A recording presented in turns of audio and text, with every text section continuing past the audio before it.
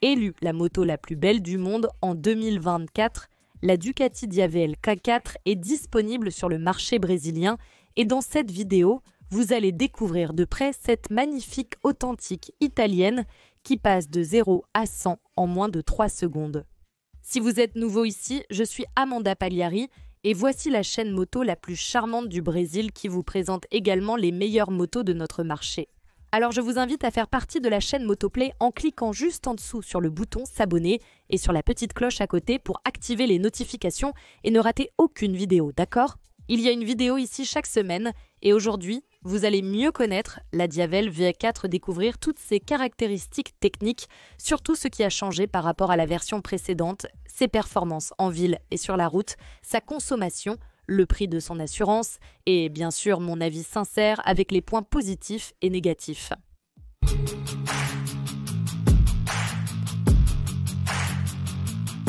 Le nom Diavel s'inspire du mot « diable » dans le dialecte parlé à Bologne, l'endroit où la marque italienne est née. Et la 4e génération de la Diavel arrive beaucoup plus technologique, plus belle, plus légère et aussi plus puissante. Le moteur est passé de 2 cylindres à 4 cylindres, principalement pour se conformer aux nouvelles normes d'émissions de polluants en Europe et bien sûr aussi au Brésil. On peut la considérer comme une dragster, ces motos faites pour les départs arrêtés, mais Ducati la définit comme une muscle cruiser, c'est-à-dire une cruiser musclée, disons-le comme ça, n'est-ce pas ? Et ce côté musclé est devenu encore plus évident maintenant avec cette version V4O qui, à mon avis, est magnifique. Et elle a été élue la plus belle moto maintenant en 2024. Tu es d'accord avec moi ? Tu es d'accord, tu n'es pas d'accord. Écris ici dans les commentaires, je veux savoir si tu trouves cette moto belle. L'avant est devenu beaucoup plus robuste. Ces prises d'air ici donnent plus de robustesse à la moto. D'ailleurs, sur la version précédente, les clignotants étaient intégrés au carénage. Maintenant, non, ils sont ici sur le dessus. Très joli à mon avis. Et si tu tombes, il y a moins de risque de les abîmer comparé à la version précédente où ils étaient dans le carénage. Toutes ces lumières sont à LED, tout comme la version précédente, full LED. Même l'ensemble optique a changé un peu, ils appellent ça le double C. C'est un C de chaque côté, ce n'est pas complètement circulaire ou ovale. Très joli à mon avis, cet ensemble optique. On peut voir les clignotants qui défilent, n'est-ce pas ? Mais ce qui attire le plus l'attention concernant ces lumières, c'est ici à l'arrière. Sur la version précédente, nous avions 2 bandes lumineuses, maintenant c'est comme une ruche, beaucoup plus visible. Et cette lumière ici fonctionne à la fois comme feu de position, n'est-ce pas, c'est pas ? Mais aussi, regarde, comme feu de freinage. Et les clignotants, ils sont ici, n'est-ce pas, c'est pas ? Fixés en bas, avec ce garde-boue, ici anti-éclaboussure. Très beau, à mon avis. Vraiment, les Italiens savent faire leur devoir. Ils savent travailler le design comme personne et on peut voir le résultat de ça. Regarde cet échappement, comme il est beau. Vraiment, tu vois ici les 4 sorties, puisqu'elle a 4 cylindres. Vraiment très joli, orné. L'échappement fait partie de la moto, c'est une œuvre d'art. Et ce qui est bien, c'est qu'il fait le contrepoids, puisqu'elle a un bras oscillant unique, donc le poids de l'échappement est de ce côté. Ce qui compense avec le côté ici du bras oscillant en aluminium de l'autre côté, cela donne plus d'équilibre à la moto. Un autre changement que nous avons eu concerne les roues, maintenant avec 5 branches des roues en alliage léger, avec cette finition usinée ici. D'ailleurs, c'est très similaire, presque identique à ce qu'il y avait sur la X-Diavel. Maintenant, on voit déjà cette version, il n'y a qu'une seule version pour la Diavel. Sur la 1260, il y avait 2 versions. Maintenant, il n'y en a qu'une, déjà avec ces roues magnifiques à 5 branches superbes, qui attirent l'attention, donnent plus de robustesse, mais sans être trop exagérées. Et détail, les amis, pour ce gros pneu ici, d'accord ? Elles sont en jante 17 les 2 roues, mais à l'arrière, elle utilise une dimension de 240 par 45, beaucoup plus large que beaucoup de voitures, n'est-ce pas ? Donc, vraiment, elle a ce style dragster, surtout ici avec la roue arrière. Et en parlant encore de changement et aussi de design, regarde comme la pédale du passager est intégrée, c'est vraiment joli. Fonctionnel, parce qu'elle sert vraiment à poser tes pieds ici en toute sécurité, mais quand tu ne transportes personne, tu la replies ici. C'est super sympa. Un autre changement que nous avons eu concerne la position du sélecteur de vitesse. Avant, il passait en dessous, maintenant ils l'ont redessiné pour qu'il passe au-dessus, c'est-à-dire qu'il est presque impossible de le frotter dans les virages. Pour cette génération, la Diavel a perdu les treillis, le châssis en treillis si traditionnel chez Ducati. C'est peut-être là que les puristes trouvent qu'il manque quelque chose, mais à mon avis, Ducati fait le bon choix. Elle enlève le treillis de ses motos et le remplace par un châssis plus léger, plus moderne, avec le moteur qui fait même partie de la structure du châssis. Pour vous donner une idée, comparé à la version précédente, le châssis seul a perdu environ 4 kg. D'ailleurs, au total, ce sont 13 kg en moins par rapport à la 1260. Donc c'est vraiment une perte de poids significative. Ah, et même le moteur a perdu environ 5 kg. Donc le moteur a augmenté. Maintenant, il a 4 cylindres, mais de manière générale, il a perdu 5 kg par rapport à l'ancien moteur 2 cylindres. Et aujourd'hui, nous avons ici une moto avec 223 kg de poids à sec, c'est-à-dire sans compter les liquides et son réservoir de carburant qui a une capacité de 20 litres d'essence premium. D'ailleurs, autre changement, la version précédente avait une capacité de 17 litres et ici, elle a gagné en autonomie. La selle a également changé, elle a été redessinée, donc nous avons ici une selle plus ergonomique, plus large, aussi bien pour le pilote que pour le passager. Un soutien lombaire ici pour le pilote, brodé, avec l'inscription Diablo Quattro, très jolie, avec une mousse assez confortable. Le confort est l'élément principal de cette moto. Ici, nous avons la version passager avec le monoplace, une chose importante qui sort déjà d'usine comme ça. C'est super, vous n'avez rien d'autre à payer. Je vais vous montrer comment faire pour enlever ce petit capot ici et pouvoir emmener un passager.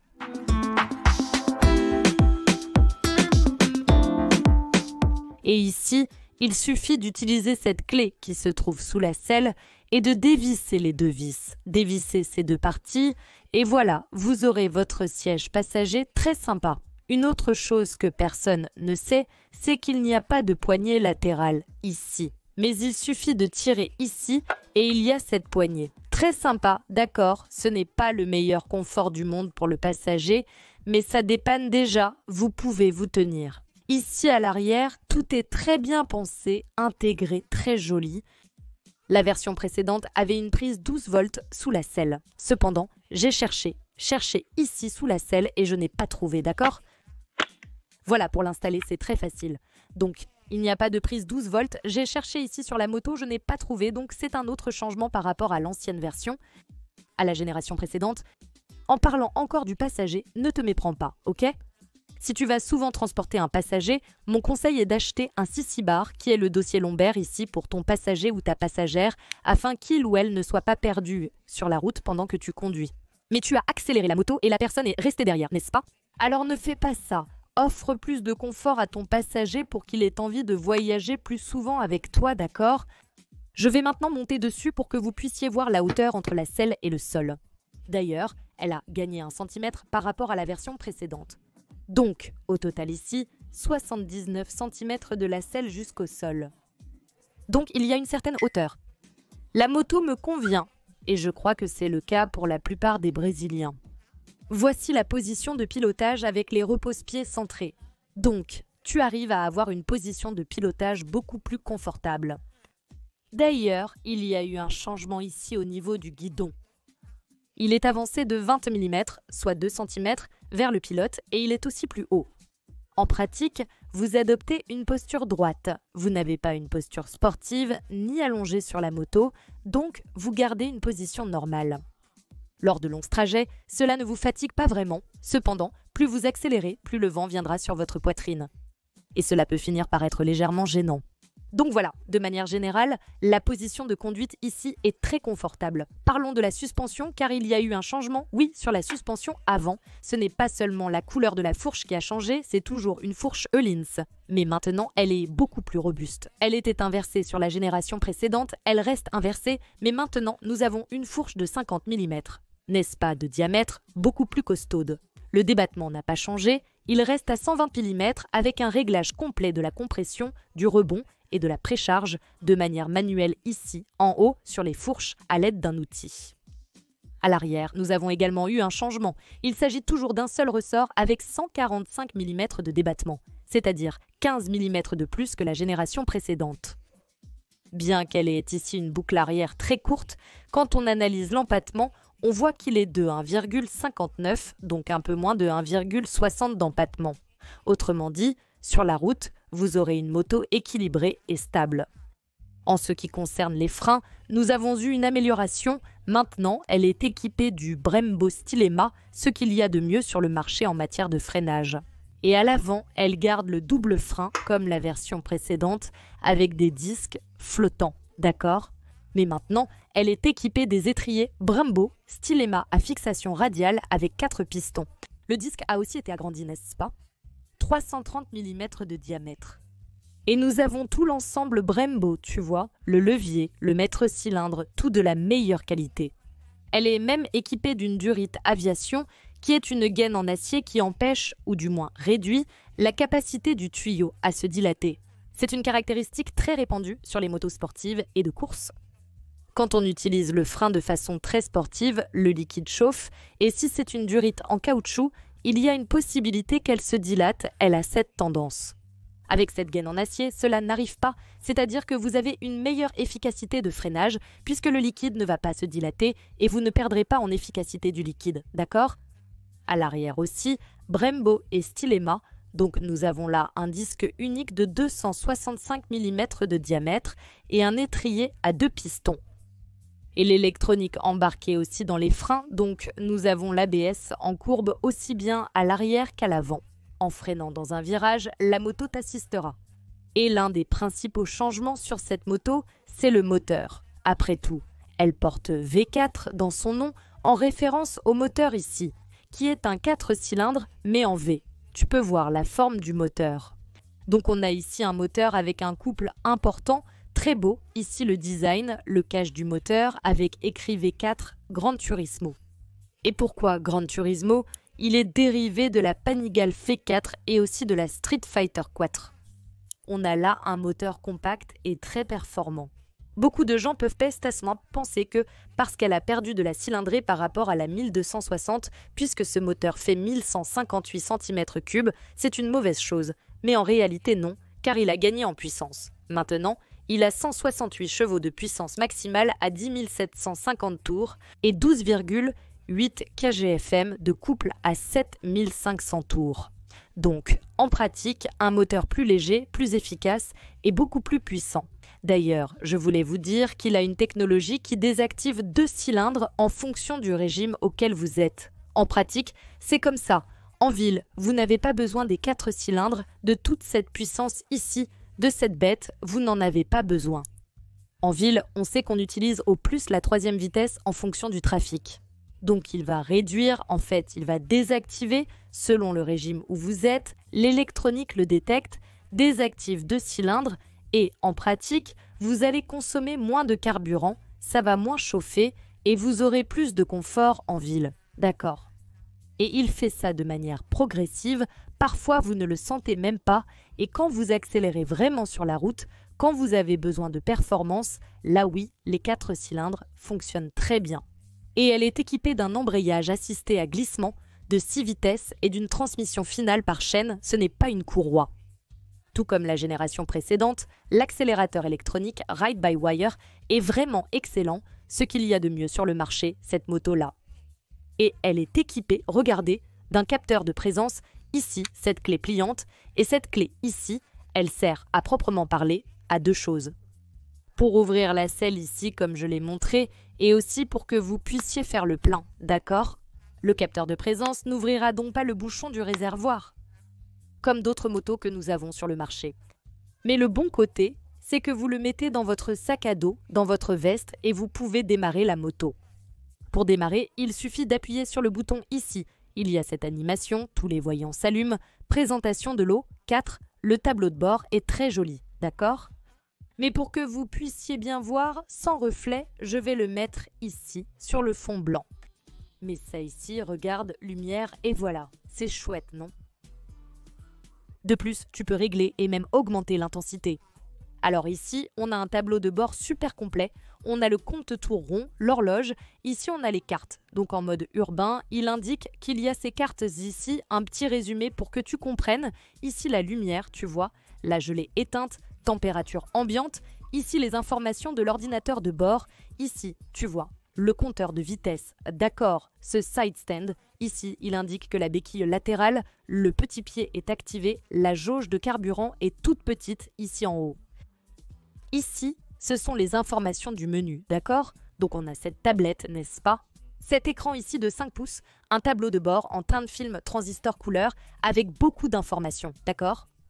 Je vais passer rapidement ici pour qu'on ne s'attarde pas trop. Nous avons ici toutes les informations du tableau de bord pour que tu puisses tout régler, y compris par exemple le nombre de tours, n'est-ce pas? La période ici, tu peux le laisser désactiver, mais tu peux l'activer et choisir une touche pour voir tes tours. Je ne vais pas tout enlever ici pour ne pas surcharger l'écran. Tir calibration, la calibration des pneus se fait en roulant, il te l'indique, Bluetooth.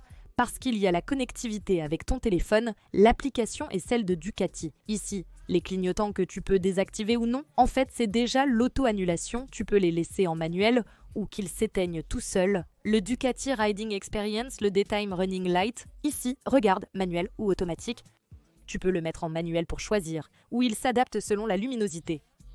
D'accord, je vais le laisser en manuel ici. Ici, les informations sur le carburant, comment tu veux qu'elles s'affichent. Information de l'affichage. Ici, c'est sympa, tu peux choisir ce que tu veux afficher. Intéressant, n'est-ce pas? Tu peux donc venir ici et regarder sur le total 1, 2 dans l'ordre que tu veux. Laisse-moi monter, attends. Oups, j'ai déjà touché là, tu vois? Tu peux choisir ici, selon la numérotation, il va te montrer l'ordre des informations. Autrement dit, les amis, beaucoup de technologie. Je vais écrire ici mode de conduite, c'est intéressant. Pourquoi? C'est là que le plaisir commence avec cette moto. Par exemple, en mode urbain, elle est adorable. Puissance.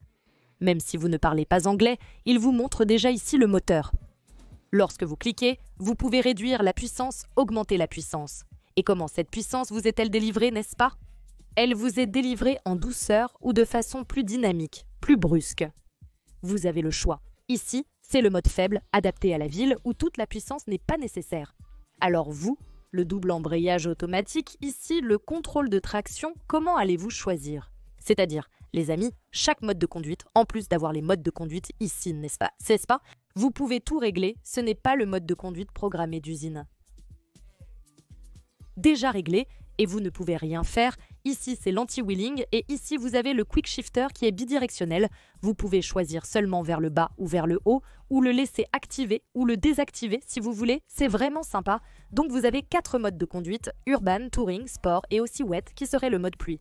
Donc, juste pour que vous ayez une idée, ici en mode sport, regardez, tout est en mode full dynamique. C'est-à-dire que dès que vous accélérez, la bête rugit. Le contrôle de traction est en mode performance et hold, je peux mettre en mode track, c'est-à-dire qu'elle sera plus agressive, donc je laisse comme ça. Je ne roule pas sur circuit, de toute façon, je n'ai pas besoin d'autant d'agressivité dans le contrôle de traction. ABS, j'ai oublié de mentionner ici au centre l'indicateur de vitesse engagée et le tableau de bord est connecté à l'application. Vous pouvez avoir une navigation virage par virage, ce qui est très utile. Ici, sur la poignée gauche, nous avons les boutons pour accéder au réglage du menu et tout le reste. Ici, nous avons le régulateur de vitesse, très utile pour les voyages. En dessous, vous avez les commandes gauche et droite. En bas, le klaxon. Ici, le bouton rouge pour les feux de détresse. Ici, le bouton pour allumer ou éteindre le Daytime Running Light. Et derrière, les boutons pour les feux de route. Regardez sur le tableau de bord, feu de croisement et aussi l'appel de phare. Et ici, à droite, nous avons le bouton pour couper le moteur, d'accord? Le bouton d'allumage est ici en bas pour verrouiller la moto. Et ici derrière, je ne l'ai pas montré, mais nous avons ce contrôle de départ qui est le contrôle de départ. C'est-à-dire, quand tu appuies dessus, regarde, ça s'ouvre ici, contrôle de départ. Il y a 3 niveaux. Les instructions seront données, puis tu accélères à fond pour démarrer avec la moto. Je n'ai pas le courage, c'est trop puissant. Alors j'abandonne. C'est comme ça, non? On a donc ces informations sur le tableau de bord. Les leviers d'embrayage et de frein sont réglables. Le petit cadenas en bas sert à verrouiller la moto. Je vais l'éteindre ici. Regarde. Je l'ai éteinte, j'ai tourné ici et j'ai maintenu. Regarde, j'ai verrouillé. Avec ça, le guidon est bloqué.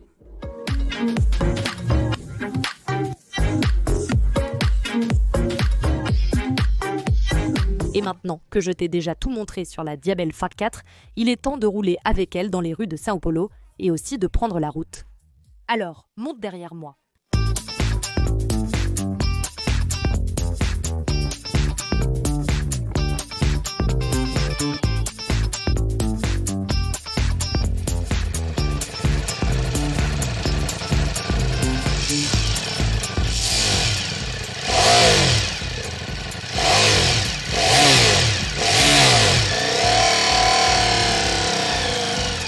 Eh bien, ici en ville, je remarque déjà que le guidon est vraiment très large, n'est-ce pas? C'est en mode twin, n'est-ce pas? Je vais le mettre ici, tu vois, en mode urbain, juste pour qu'on ait. Voilà. C'est pour avoir une meilleure économie de carburant, tu vois. Pour passer ici, c'est ça, les amis. Le pire, tu sais ce que c'est que le rétroviseur ici dépasse du guidon, tu vois. Donc tu dois faire attention et en tenir compte. À part la question du guidon, qui gêne vraiment, je suis très surprise par la Diavel en ville, sérieusement. Ce moteur, il est puissant, mais ce n'est pas un moteur effrayant, tu vois. Cette caractéristique sèche où tu dois vraiment faire attention en relâchant l'embrayage parce qu'elle est très nerveuse. Waouh, la réponse à bas régime de ce moteur est vraiment intéressante, vraiment sympa. Donc, je pense que c'est une très bonne chose parce qu'avec les anciennes Ducati, tu avais ce stress, n'est-ce pas? Et là, tu ne pouvais pas relâcher un peu sinon la moto se cabrait, elle partait et maintenant tu peux rouler dans la circulation. Beaucoup plus, oui, beaucoup plus tranquillement, beaucoup plus détendu, sans avoir vraiment ce stress, n'est-ce pas? Oh, eh bien, il faut faire attention ici pour ne pas accrocher les rétroviseurs, n'est-ce pas les amis? J'ai été surprise, une agréable surprise. Grâce à ça, ici, au moteur qui ne chauffe pas autant que ça, non. Moi, je me plains toujours que les moteurs Ducati chauffent beaucoup, ce qui apporte de l'inconfort. Mais ce moteur-là, regardez, Ducati a vraiment évolué. Il ne chauffe pas tant que ça. Laissez-moi venir par ici, j'ai besoin d'une ruelle. Elle ne braque pas beaucoup. Je vais bientôt prendre la route pour que vous voyiez. Mais bon. Ouh, la suspension. Oui, la suspension est un peu ferme. Mais c'est normal pour une sportive, non? Mais vous pouvez la régler. C'est une vraie fusée, mais en roulant, waouh, très légère. Très facile à conduire, vraiment. C'est sur la route que tu remarques la vocation de cette machine. En accélérant là, totalement. Franchement, il reste encore des vitesses pour elle. Impressionnant comme elle a du souffle. Si je veux accélérer, elle va encore en donner plus. Bien sûr, le pneu arrière gêne un peu pour prendre les virages, mais malgré ça, sa partie cycle est vraiment bien réglée pour que tu puisses prendre des courbes avec elle. Mais ne te trompe pas, ce n'est pas une Panigale avec une partie cycle super sportive, tu peux faire les réglages sur le tableau de bord. En roulant, donc je vais maintenir ici et choisir le mode sport. Super, arrête d'accélérer. Oh là là! Tout à l'heure, je vais monter à l'arrière pour que vous puissiez voir. C'est pas terrible pour la passagère, je préviens déjà. Oh Amanda, mais c'est une dragster, elle n'est pas faite pour transporter une passagère. Alors achète un sissi-bar comme je l'ai dit, sinon tu vas avoir des problèmes. Bon les amis, en résumé, ici sur la route, c'est une moto vraiment sympa à conduire. Une moto qui a vraiment une vocation pour rouler sur la route. Je l'ai trouvée confortable, la selle, la partie cycle, la suspension que tu peux régler, n'est-ce pas? N'est-ce pas? Donc ici sur la route, elle va vraiment bien. J'ai adoré les amis. Sur la route, c'est encore mieux. Et pour que cette vidéo ne soit pas trop longue, on va terminer maintenant avec les points positifs et négatifs.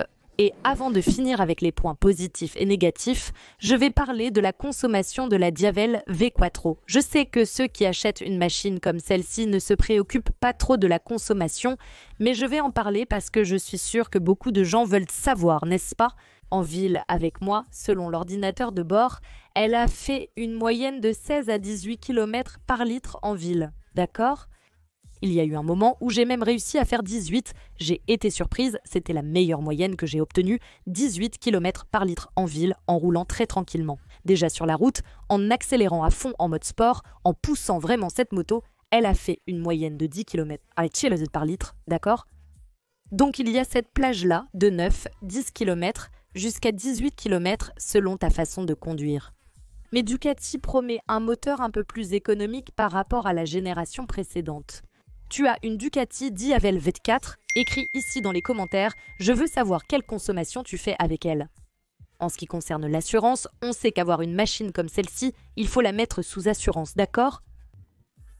Passons maintenant aux nombreux avantages de cette machine. J'ai noté ici plusieurs points positifs à souligner. Le capteur de présence est très pratique. Mon scooter en est équipé, je sais à quel point c'est génial. Ensuite, c'est le design, les amis. Cette moto est belle, elle a même remporté le titre de la plus belle. Je pense que ça vaut vraiment le coup si tu veux une moto qui attire l'attention, qui a de la présence, tout le monde saura que tu es arrivé. Alors, écoute, choisis la Diavel et tu auras cette présence, tu seras imposante quand tu conduiras, d'accord ? Une chose très sympa, un autre point positif, c'est la finition. Tout est vraiment soigné, c'est une moto haut de gamme, donc on voit la finition, les petites pièces, l'ajustement, tout semble vraiment avoir été dessiné, moto par moto. On dirait qu'ils ont tout conçu là-bas, tout est très bien ajusté, donc si tu veux une moto premium avec une super finition, celle-ci peut être une bonne option pour toi. Un autre point positif, c'est l'électronique embarquée. L'électronique t'aide beaucoup, tu peux la désactiver, donc c'est vraiment bien. Certains paramètres ici, tu peux les ajuster, donc point positif pour l'électronique qui aide beaucoup, mais elle n'est pas intrusive, d'accord? L'ABS et les contrôles n'agissent parce que lorsque tu es à la limite pour te sauver, sans que tu les ressentes beaucoup. Une autre chose qui te sauve, ce sont les freins. Cette moto freine vraiment fort. Si tu freines brusquement, tu risques de faire un stoppie. Il y a beaucoup de puissance de freinage. C'est bien parce que les gens se demandent ainsi les freins vont tenir avec 168 chevaux. Ils vont tenir, tu peux faire confiance. Un autre point positif, c'est le tableau de bord. Non seulement il fournit beaucoup d'informations, il est super complet, facile à utiliser, joli, et les informations sont très lisibles. Ce serait donc un point positif, n'est-ce pas? Ah, c'est très, n'est-ce pas? Et puis, il y a le plus qui est la connectivité. J'adore la connectivité, surtout quand il y a un système de navigation, donc c'est un point positif pour ça. Une autre chose très bien, c'est le moteur. Ce V4 ici, les amis, il est vraiment excitant, d'accord? Peut-être que j'ai ressenti un tout petit peu moins d'explosion au démarrage que sur la version précédente, n'est-ce pas? La génération précédente, mais elle n'a vraiment rien à lui envier, d'accord? Il se peut qu'elle n'ait pas ce punch au démarrage quand tu accélères, mais tu ressens vraiment les 12 kg de couple, donc c'est une moto très excitante, très amusante. J'ai beaucoup aimé ce moteur, il ne chauffe pas autant que l'autre. Tu sais, la 1260. Donc pour moi, franchement, parfait, très bien, j'ai beaucoup aimé. Moteur amusant, le bruit du moteur, bon, ce n'est pas incroyable, ce n'est pas un moteur 4 cylindres en ligne, mais bon, je pense que le look compense le bruit. Et toi? Es-tu d'accord avec moi? Laisse un commentaire ci-dessous.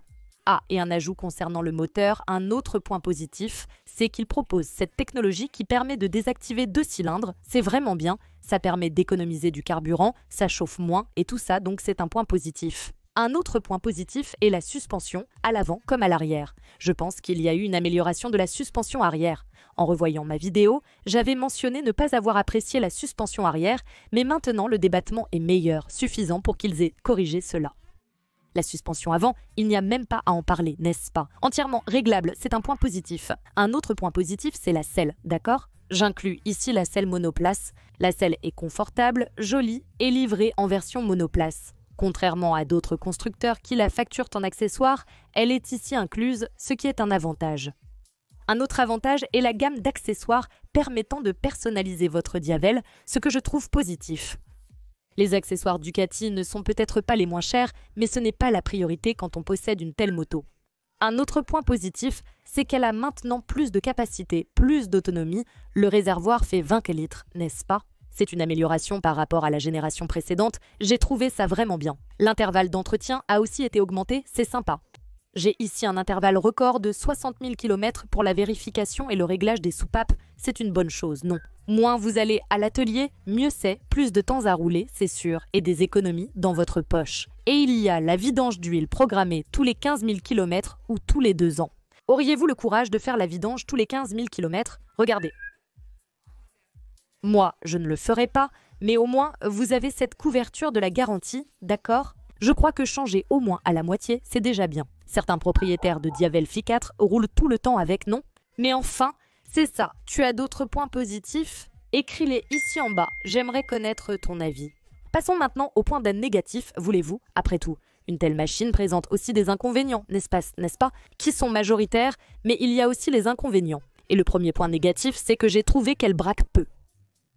Amanda, tu exagères. Il fallait que je le dise, les amis. Mais il pourrait y avoir autre chose, non? Avec toute cette technologie, où est la prise?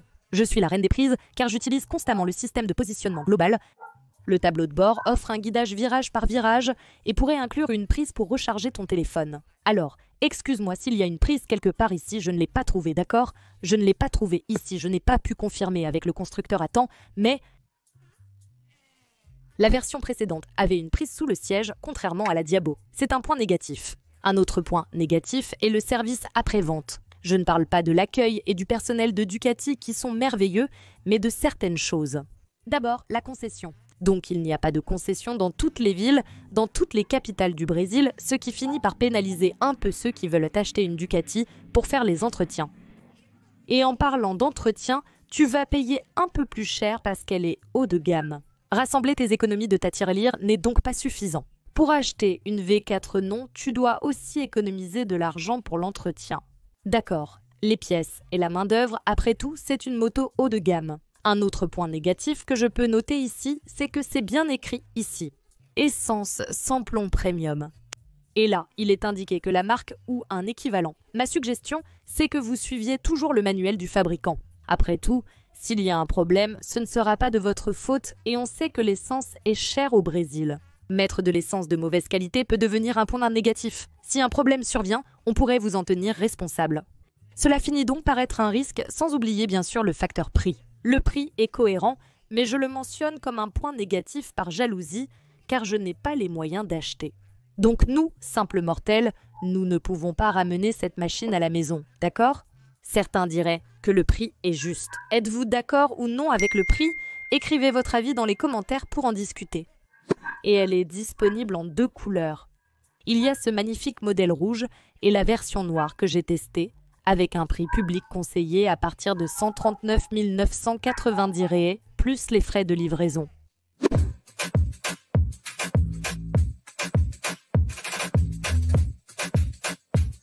Alors, qu'est-ce que tu as pensé de cette machine? Tu en voudrais une? Écris ici dans les commentaires, je veux connaître ton avis. Rappelle-toi, il y a une vidéo où je teste la version précédente, la 1260. Je vais laisser le lien ici dans la fiche et aussi en haut pour que tu puisses regarder plus tard. Mets un like, partage déjà cette vidéo avec tes amis, n'oublie pas de t'abonner à la chaîne pour ne rater aucune vidéo. Allons atteindre la barre d'1 million de passionnés de moto, je compte sur ton aide. Envoie déjà à cet ami qui adore Ducati et les belles motos puissantes. As-tu apprécié cette italienne? Like et commente ci-dessous. Je te laisse une chouette vidéo. A plus, bisous motards.